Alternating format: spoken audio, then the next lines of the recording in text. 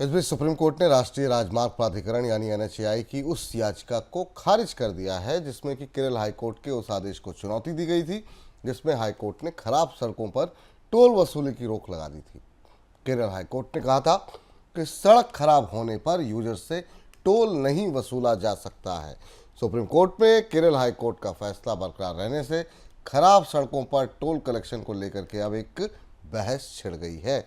Sir, supreme court का ये फैसला कितना महत्वपूर्ण आप मान रहे हैं और इसको किस तरीके से समझा जाए इस फैसले को?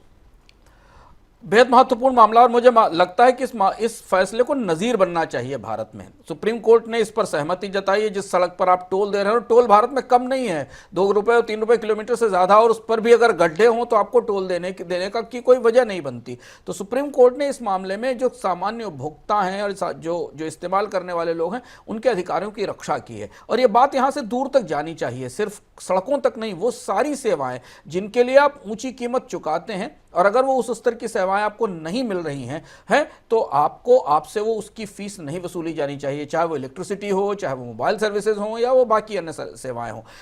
सरकार इस बात की पूरी कोशिश करेगी सुप्रीम कोर्ट में कि इसे स्टैंड अलोन फैसला रहने दिया जाए, सब पर ये लागू ना हो। लेकिन अगर ऐसी कोई व्यवस्था आती है जहां पर हमें खराब सेवा में देने वाली एजेंसी, चाहे वो सरकारी हो या प्राइवेट एजेंसी हो, वो अगर हमें खराब सेवा दे रही तो उसके बदले हम उसका फीस का भुगतान या उसके चार्ज का भुगतान रोक सकें तो ये बेहद बड़ी बात होगी लोगों के अधिकारों के लिए और उनकी सुविधाओं के लिए।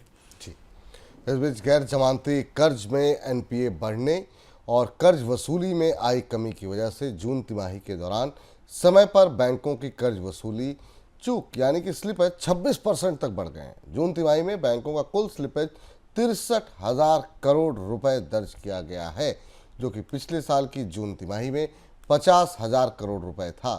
सरकारी बैंकों के मुकाबले प्राइवेट बैंकों में स्लिपेज ज़्यादा बढ़ता हुआ दिखाई दिया है। सर, बैंकों की ये नई चुनौती क्या आप देख रहे हैं और आंकड़े क्या बता रहे हैं?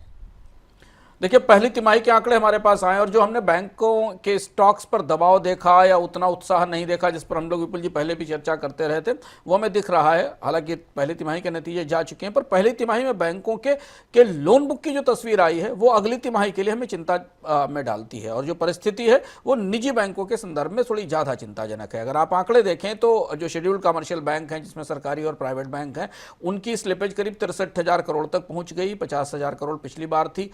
पिछले साल प्राइवेट बैंकों में माइक्रो फाइनेंस और जो नॉन अनसिक्योर्ड रिटेल लोन है उनमें स्लिपेजेस बहुत ज़्यादा तेजी से बढ़े हैं, क्योंकि यहाँ पर बैंकों ने ज़्यादा कोशिश की है कर्ज देने की। पब्लिक सेक्टर बैंक में जो स्लिपेज है वो करीब 14% के आसपास हैं, क्योंकि वहाँ सख्ती बहुत ज़्यादा है, लोन की प्रक्रिया में सख्ती है। लेकिन प्राइवेट बैंक्स के स्लिपेजेस यानी चूक जहाँ पर कर्ज की रिकवरी नहीं हुई 41% के आसपास पहुँच गई, काफ़ी बड़ी बढ़ोतरी, और इसका असर हमें प्राइवेट बैंक्स के स्टॉक्स पर और बैलेंस शीट पर दिखाई देगा। हालांकि एसेट की क्वालिटी बेहतर है, जीएनपीए और एनएनपीए अपने अनुपात में बेहतर है, 2.7% से घट के 2.3% पर आ गया है।